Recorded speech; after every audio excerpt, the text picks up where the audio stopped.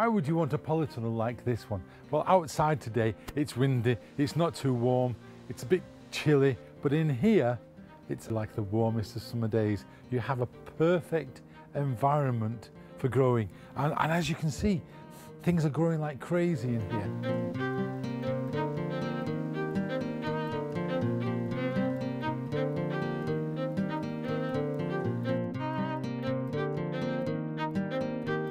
If you have a polytunnel in September or October, you can start to grow pak choy, lettuces, you can grow carrots, turnips, you can grow potatoes. In fact, you could have your own Christmas dinner growing in the polytunnel from September, ready to be eaten on Christmas Day.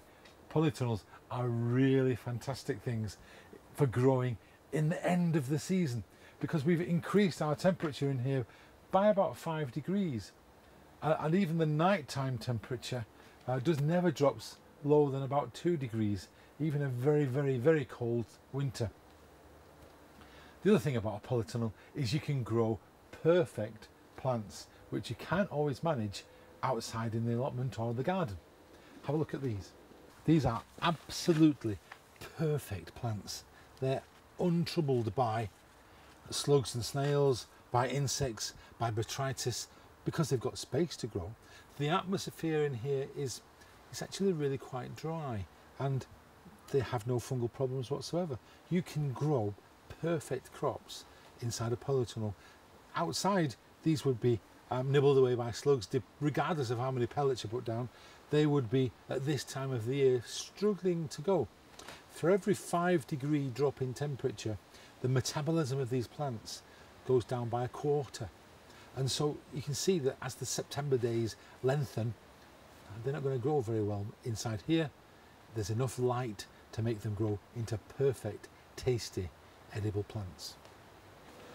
Look at these beautiful peppers. You can grow crops in a polytunnel that you just cannot grow anywhere else. You don't always have room for a greenhouse to get row after row of peppers like this, and they're absolutely magnificent.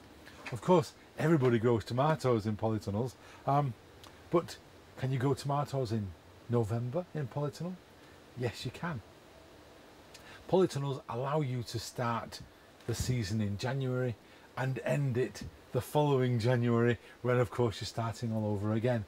A polytunnel like this one is easy to create. It comes flat packed more or less, and you can make this, we made this in a day, so it's quite a simple job. You can get information with the polytunnel package. You also get information even online. So polytunnel building is much simpler than you might have thought.